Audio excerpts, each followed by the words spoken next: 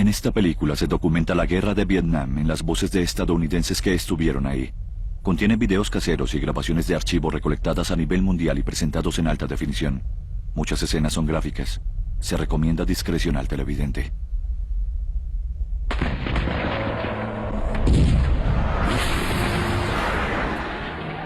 ¡Hay que sobrevivir! Estuve en la Segunda Guerra Mundial y sufrí. ¿De qué se trata? ¡Es un engaño! Yo tengo un hijo que se unió al ejército.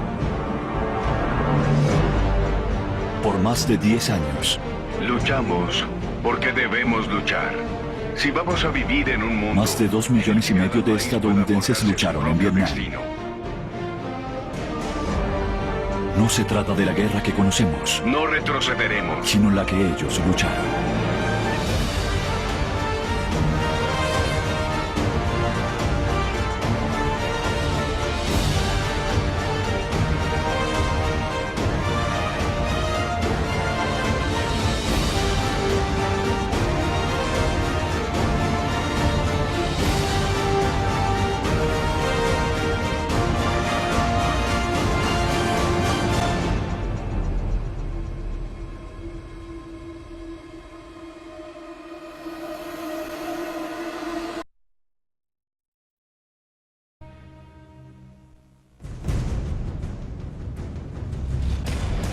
Las negociaciones de paz entre Estados Unidos y Vietnam del Norte se llevaron a cabo en París por 3 años, con un mínimo progreso.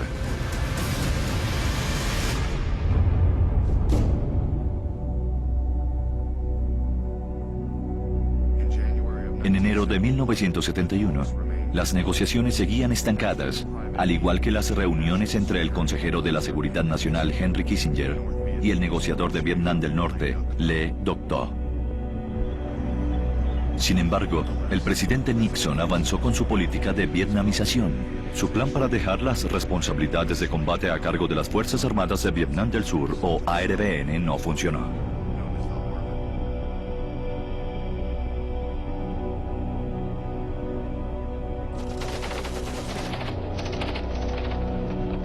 ¡Un caído! Con la retirada de Estados Unidos, la presión aumentaba, no solo para Vietnam del Sur, sino para los estadounidenses restantes, para encargarse de todas las operaciones de combate.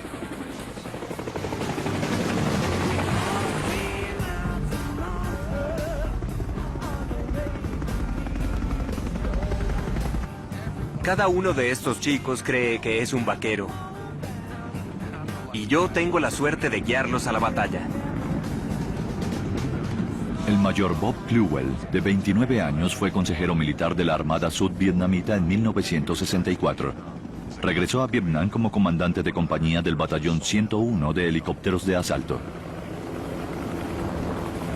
Mis capitanes tenían experiencia. Pero algunos pilotos los acababan de nombrar oficiales con algunas excepciones, pero estaban en sus primeras misiones. Pero al momento de la verdad, todos sabían exactamente qué se esperaba de ellos. Y estaban preparados para seguir mis órdenes. Era un alivio, ya que acababa de recibir órdenes de que entraríamos en una operación grande.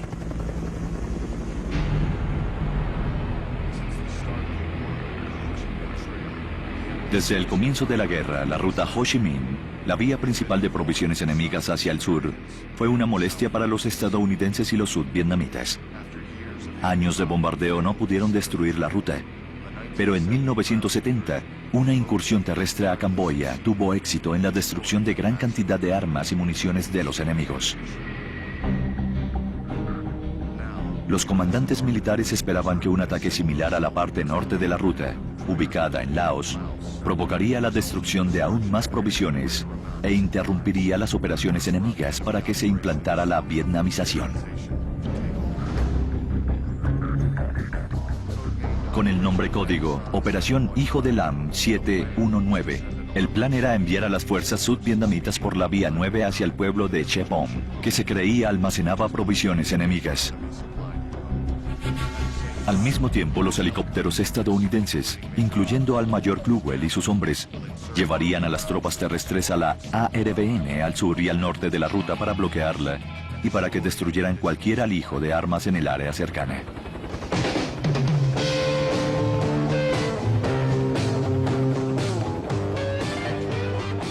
12.000 sudvietnamitas en total iban a Laos y serían ellos quienes por primera vez desde que Estados Unidos asumió el liderazgo militar se encargarían del combate terrestre.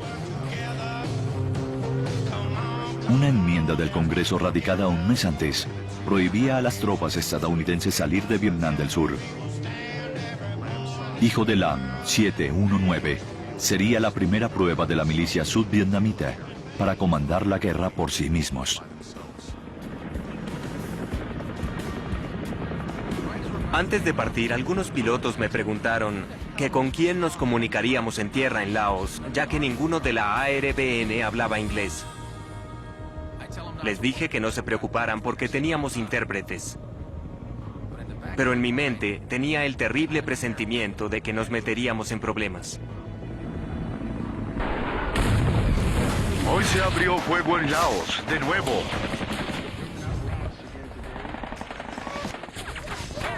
Cuatro camarógrafos están desaparecidos en Laos y se cree que murieron en la colisión de su helicóptero. Uno de los periodistas asesinados durante la operación era amigo del corresponsal de la United Press International, Joe Galloway. Joe estuvo antes en Vietnam en las batallas del Valle de Ia Drang, casi 6 años atrás. Su jefe ahora le pedía que tomara el lugar de su amigo.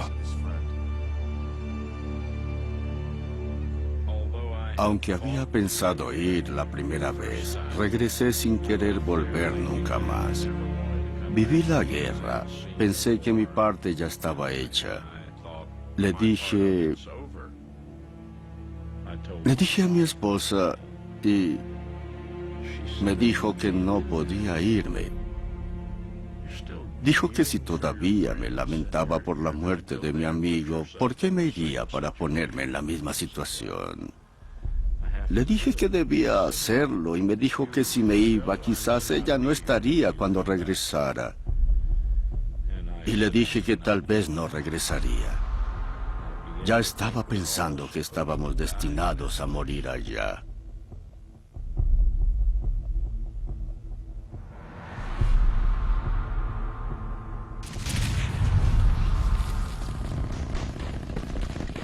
Galloway llegó durante la segunda semana de la operación y encontró la situación más sombría de lo que imaginaba. Casi 60.000 enemigos estaban atacando a los 12.000 sudvietnamitas. La columna armada fue detenida a mitad de Chepon. Finalmente, durante la tercera semana se tomó una decisión rápida para irse al oeste y establecer 3 zonas de aterrizaje llamadas Lolo, Lis y Sofía. La columna armada seguía estancada en la Vía 9 y los comandantes planearon llevar 1.600 sudvietnamitas en helicóptero a las 3 zonas para que pudieran comenzar el avance hacia Chepon. 240, responda. ¿Puedes elegir opciones para la altitud? Sí, mantengan su altura. Repito, mantengan la altura. El mayor Cluwell y su compañía estaban entre los 30 helicópteros seleccionados para la misión en Lolo. El número 6 está abriendo fuego. Hay fuego cruzado, necesitamos médicos. Hay fuego cruzado, tenemos muchos caídos. Necesitamos médicos. ¿Qué doctores están a bordo del número 6? Diga su ubicación. ¡Santo Dios! ¿Qué rayos está pasando? Tenemos un problema. Cambio. ¡Fuego! ¡Paren! ¡Hay que acabar con esa alerta! Oímos por la radio que a los otros helicópteros les disparaban en la zona de aterrizaje. 4629. Liderando la nave. Entendido, copiado, cambio. ¡Suelten las bombas sobre la zona de disparo! 6, 1, 9, aléjense. Vi a uno disparándole al otro. Miré hacia abajo y es como si la tierra se moviera debajo de nosotros. Debía haber cientos de soldados camuflados, todos moviéndose juntos como si fueran una alfombra. Al acercarnos a la zona de aterrizaje, Atención, atención todos. el enemigo empezó a dispararle al helicóptero. Sigan avanzando, sigan avanzando. 130, cuidado. Fuego de artillería, fuego de artillería. Mantengan su posición, repito, mantengan la En posición. cuestión de minutos, derribaron 2 helicópteros. Por radio, escuchaba a los pilotos pidiendo ayuda, pero nadie podía ir a ayudarlos. Tengan en cuenta las coordenadas. Kluwel y el resto de los helicópteros querían rescatar a los 8 estadounidenses caídos. Rodearon la zona por más de una hora. Pero con poco combustible y pocas municiones, tuvieron que regresar a la base Kesan. Charlie está por todas partes. Hay que regresar a la base.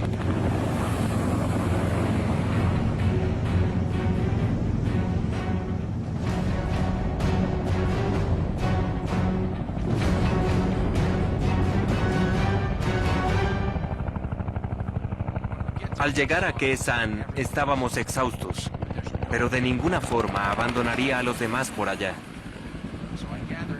Entonces Los reuní y les dije dije que sabíamos que seguían vivos. Así que haríamos el esfuerzo de regresar a rescatarlos. Les dije que no tenían que hacerlo, pero que se ofrecieran los que quisieran, y todos levantaron la mano.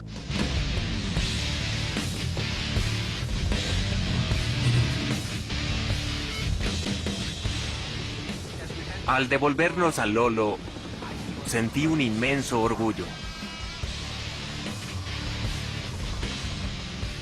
De esto se trata ser parte de un equipo de helicópteros.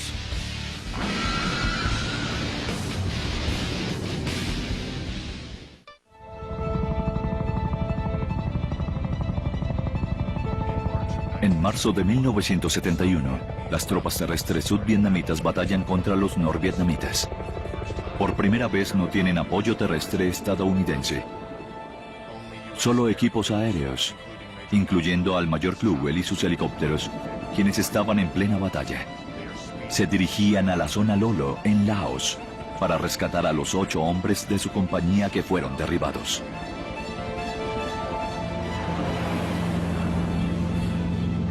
Mi mente divagaba rápidamente pensando en cada posibilidad. Atacando el objetivo en este momento, cambio. Solo algo era seguro. Teníamos hombres allá y no nos iríamos sin ellos.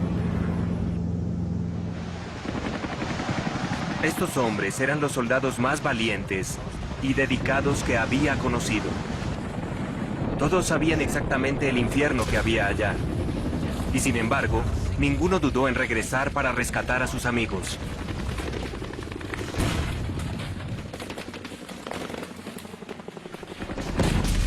Siete helicópteros fueron derribados y 2 estadounidenses murieron en Lolo.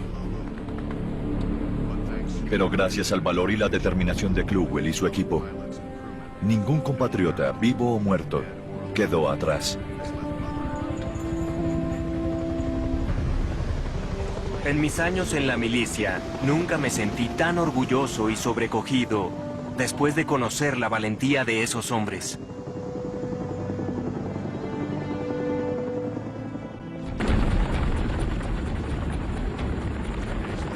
Tres días después, 120 helicópteros estadounidenses transportarían 800 tropas más de la ARBN a una zona cercana para el ataque de su objetivo, Chepon.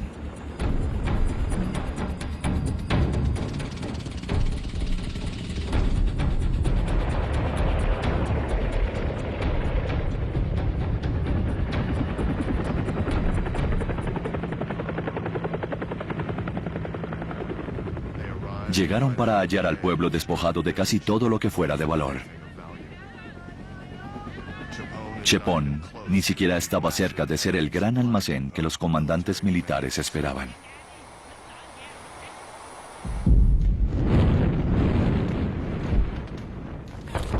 Durante las siguientes 3 semanas, mientras las 17.000 tropas de la ARBN en Laos se retiraban, los norvietnamitas asediaban a aquellos más adentrados en el país.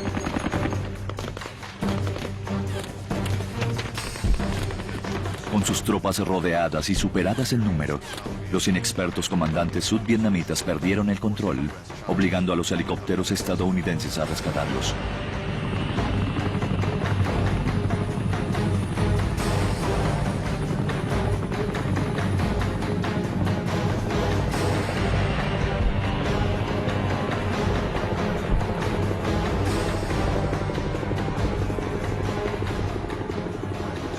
Nuestros pilotos se arriesgaban para salvarlos, yendo y regresando, y recibiendo dos o tres disparos diarios. Los derribaban, los rescataban y regresaban por otro helicóptero y volaban y los derribaban de nuevo. Era una locura.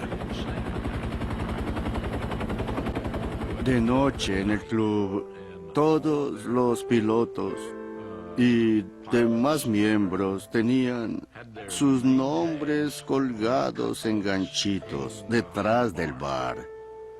Uno podía entrar a ver que a los que morían les volteaban su gancho para saber cómo estaba el equipo y ver quiénes seguían vivos.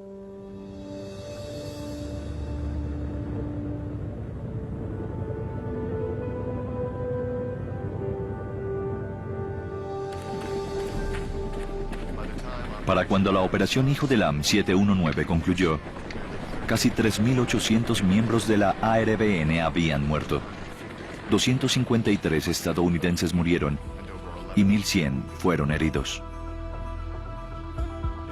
Fue un desastre. Se suponía que se probaría que los sudvietnamitas eran capaces de tomar el papel estadounidense. Esa era la prueba máxima. Pero me temo que aunque lucharon valientemente, los sudvietnamitas no estaban cerca de poder tomar el control de esa guerra.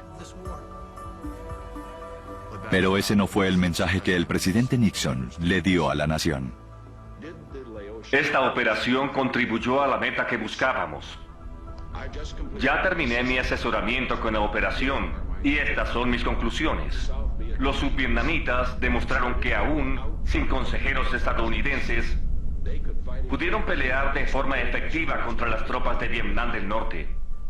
Los sudvietnamitas querían mostrarlo como un éxito, pero debía ser muy evidente para cualquiera que viera la situación y pudiera entender que esta guerra estaba perdida.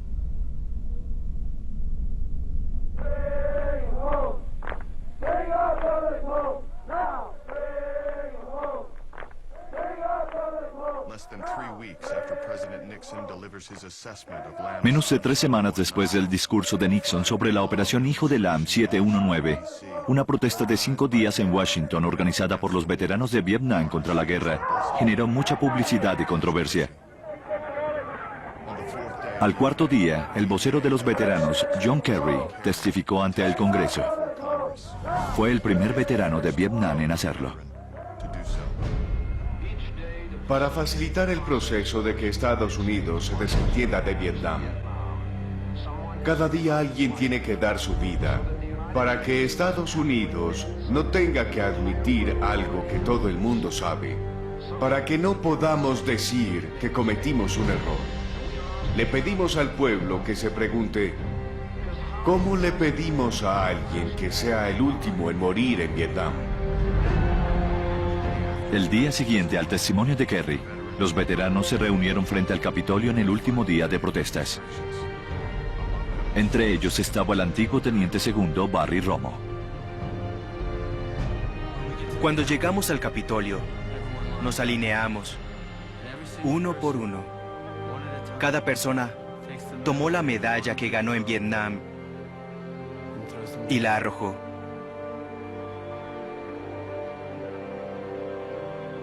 Cuando era mi turno de arrojarla, solo pude decir algo como... Esto no vale nada, no pude decir nada más. Solo pensaba en la estrella de bronce con una V que recibió mi sobrino. Tuvo que morir para obtenerla.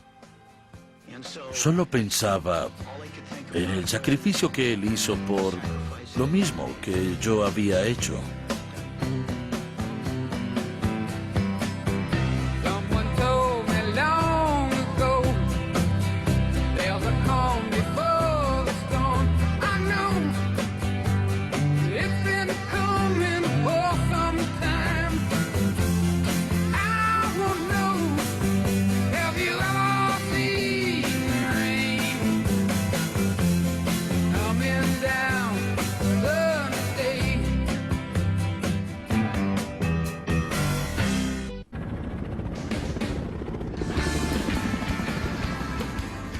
No puedo decir que extrañaré este lugar, pero con seguridad sí extrañaré a los muchachos.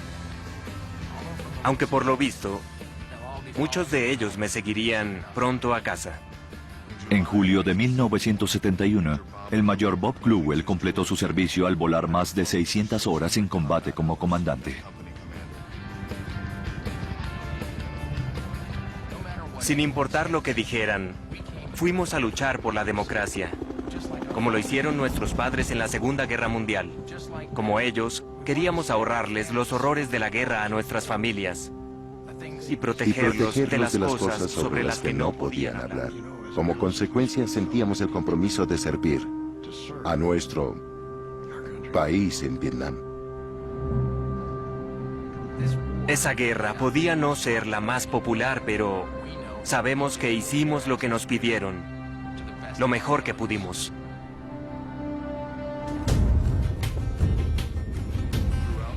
Durante 1971, la milicia estadounidense aceleró su retirada de Vietnam. Las dificultades mostradas por la primera operación de la ARVN sin apoyo terrestre no disminuyó la determinación de Nixon de cederle la guerra a los sudvietnamitas.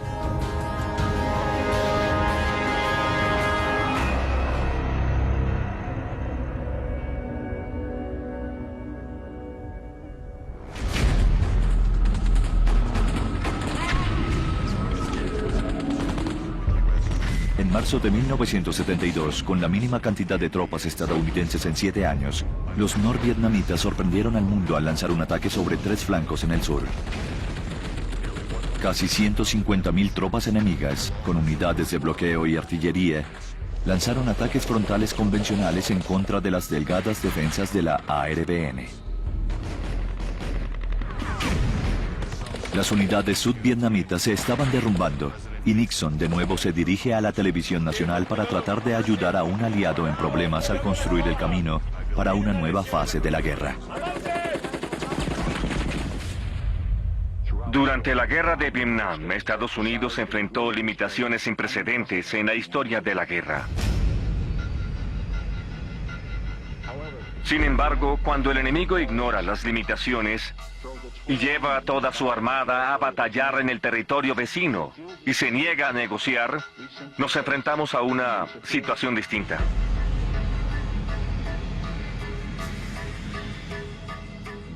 Bajo estas circunstancias, cualquier presidente que no actuara decididamente estaría traicionando la confianza de su país y la búsqueda de la paz mundial.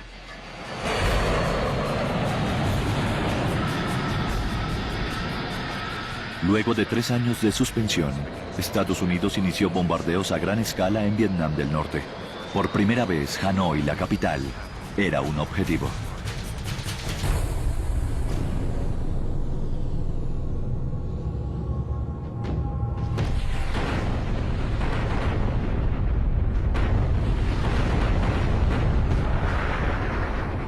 Durante los siguientes 5 meses y medio, 200.000 toneladas de bombas cayeron en el norte,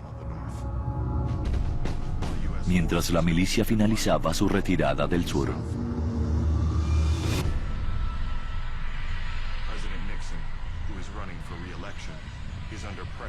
Nixon, quien era candidato para la reelección, estaba bajo presión para traer de vuelta a las tropas. A pesar del bombardeo, el 11 de agosto de 1972, la última unidad de combate terrestre abandonó Vietnam del Sur. Las operaciones terrestres habían acabado, pero no la guerra en Vietnam. Sin un tratado de paz firmado, el futuro de Vietnam del Sur y de los más de 500 prisioneros de guerra estadounidenses que esperaban su liberación seguía incierto.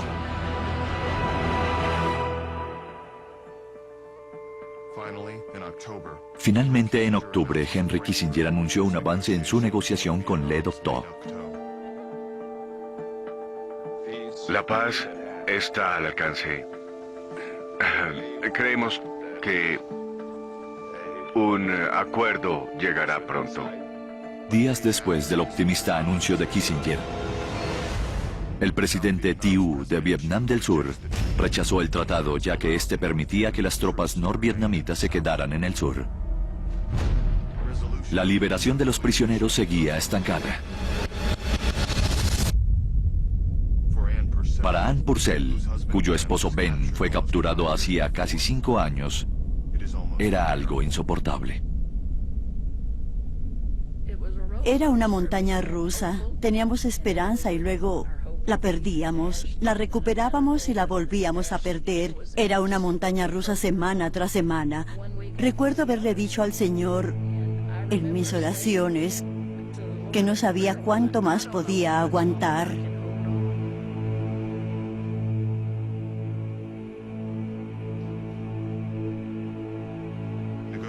Las negociaciones continuaron por 3 meses, hasta que el 27 de enero de 1973, tras bombardeos continuos en el norte y la presión estadounidense en el sur, todas las partes firmaron el Acuerdo de Paz de París. Las hostilidades debían cesar de inmediato, pero los norvietnamitas podían continuar en el sur siempre y cuando no reforzaran sus tropas ni siguieran atacando.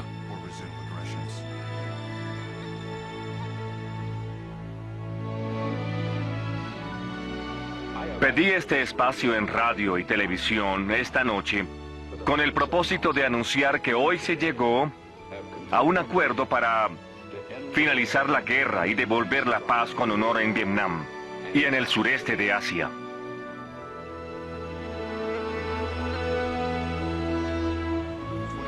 «28 años atrás, tras la Segunda Guerra Mundial, hubo una celebración espontánea en Times Square, en Nueva York.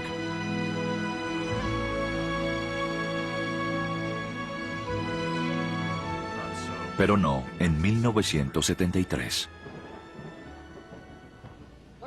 Reportando Ken Albert desde Times Square en Nueva York, donde lo más notable del final de la guerra es la señal de paz proyectada en una de las pantallas.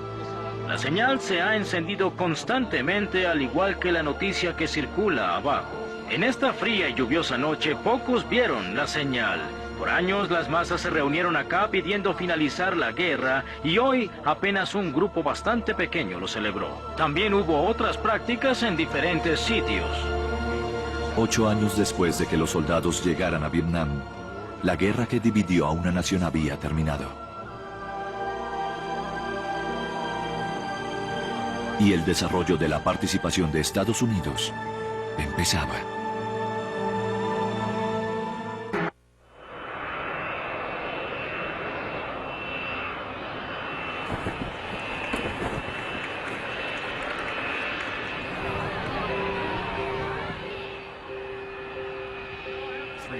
Tres semanas después de que se firmó el Acuerdo de Paz de París, comenzaron a regresar los prisioneros de guerra. Para cientos de familias en el país, era el fin de un viaje emocional.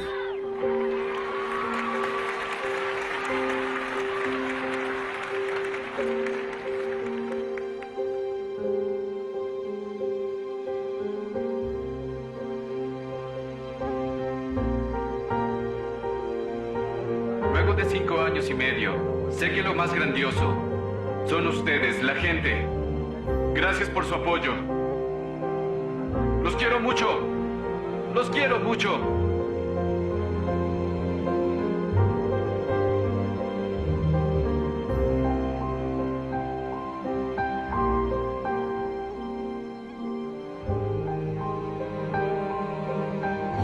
Tenía un nudo en el estómago.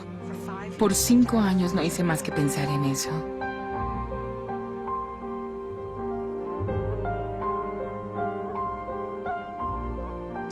Querida señora de Purcell, en nombre de la Secretaría del Ejército, quisiera informarle...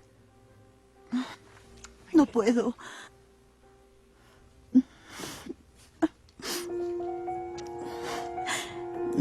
Deme un momento.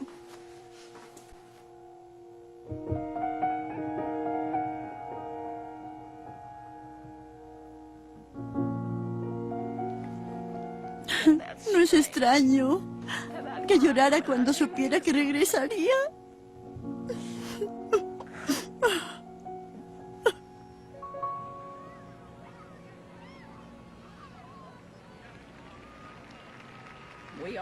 A todos nos transportaron en autobús hacia el aeropuerto.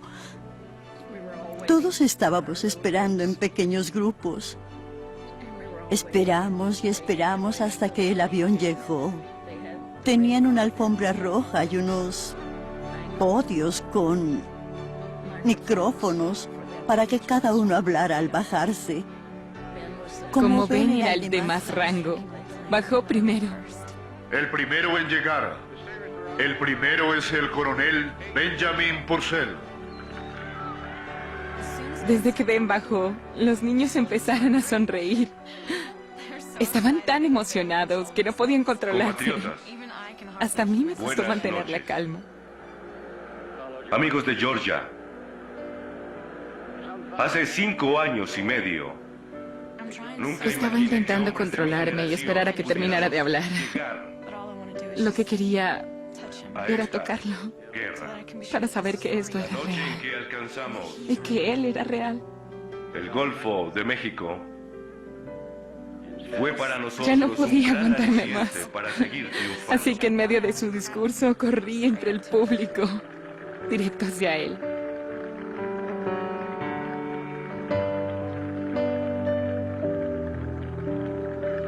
Disculpa, te extraño mucho.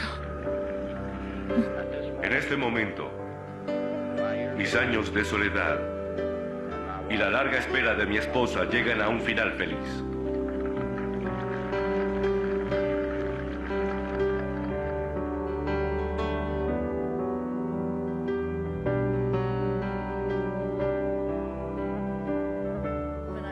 Cuando corrí a abrazarte, sabía que finalmente habías vuelto y creo que en ese momento fue que de verdad caí en cuenta que habías regresado. Eso fue maravilloso. Eres mi ángel.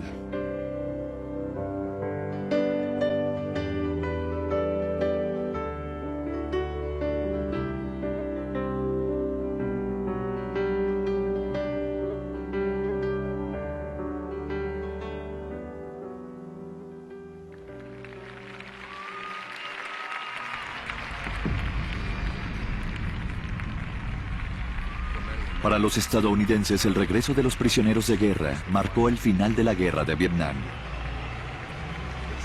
Los problemas al sureste de Asia ya no eran noticia, ya que comenzaban los reportes del escándalo de Watergate y la tormenta política subsiguiente. Se comentó esta semana que el presidente debía renunciar. Lo están asediando por el escándalo de Watergate. Como presidente, debo poner primero los intereses del país. Por lo tanto, mi renuncia a la presidencia se hará efectiva mañana.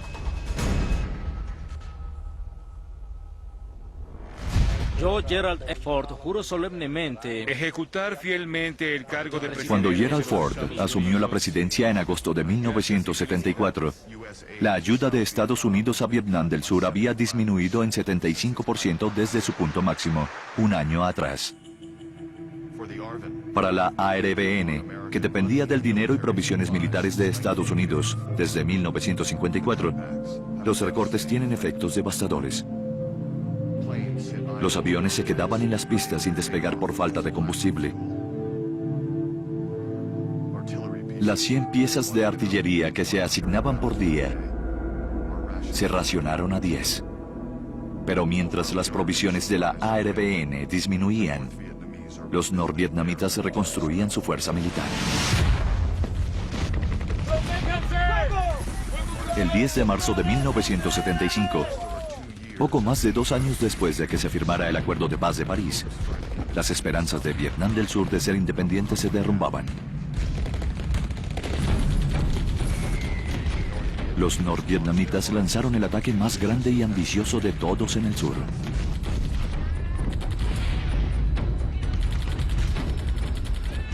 Las unidades de la ARVN se desmoronaban y cientos de miles de civiles del sur corrían por sus vidas. El 21 de abril, el presidente Thieu renunció. Y 4 días después, la milicia del norte llegó a las afueras de Saigón.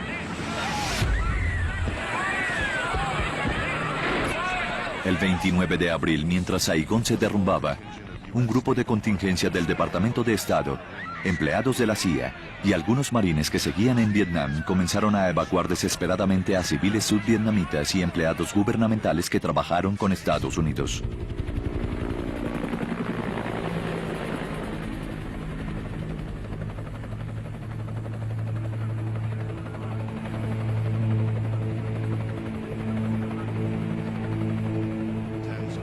Miles y miles de personas se subieron a los barcos que les esperaban cerca de la costa.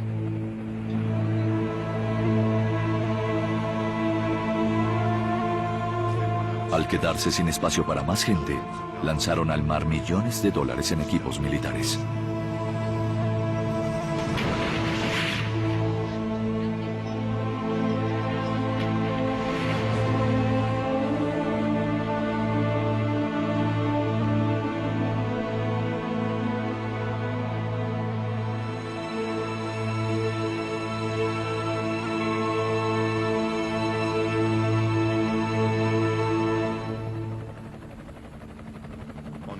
El 30 de abril, antes de las 8 de la mañana, el último helicóptero estadounidense en abandonar Saigón despegó desde la embajada.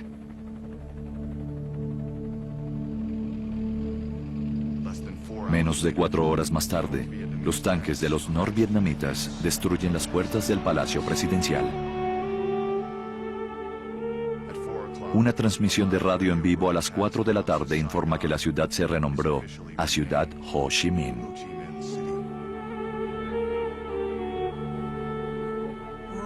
Estábamos en la agencia parados frente al teletipo cuando llegó la noticia. Saigón había caído. Había caído. Habían tomado el Palacio Presidencial. Se había acabado todo.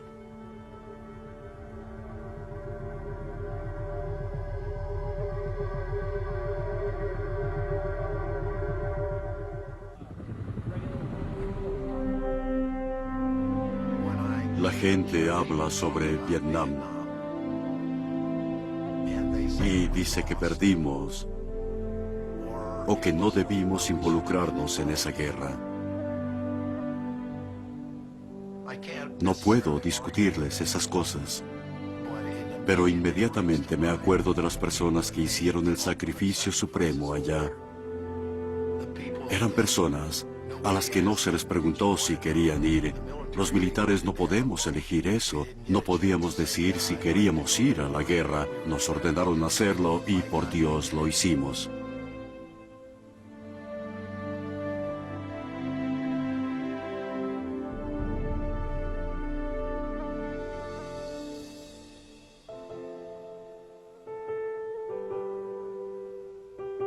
Tomé mi experiencia militar y la enterré. No quería molestar ni que me molestaran por eso. Pero para mis hijos fue algo valioso y estaban muy orgullosos de mí. Eso me cambió la vida, me la cambió de muchas formas. Estaban orgullosos de mí. Orgullosos de su padre.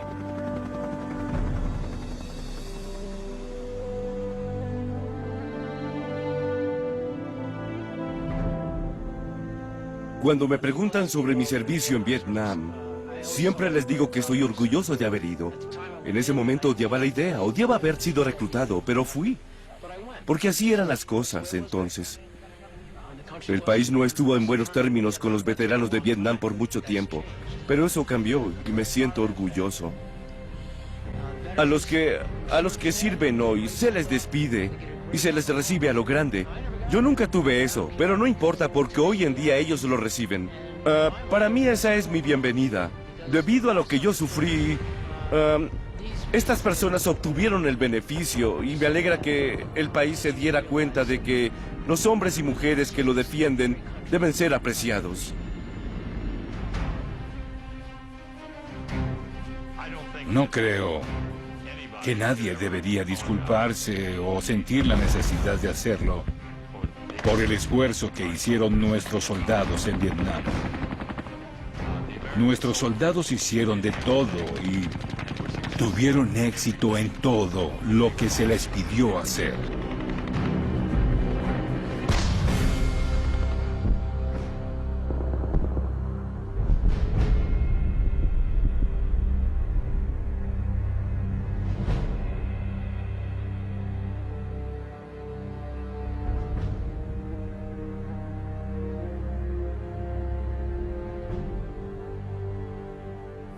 Había personas que pensaban que no volverían, pero fueron y sirvieron a su país. Yo recuerdo a la gente valiente que fue e hizo lo que se le pidió.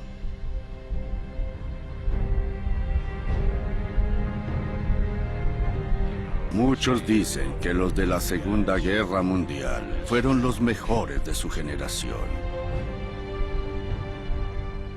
Pero todos los que fueron a la guerra desde entonces también fueron los mejores de sus generaciones. Fueron, sirvieron, se sacrificaron y pelearon como tigres. Eran nobles.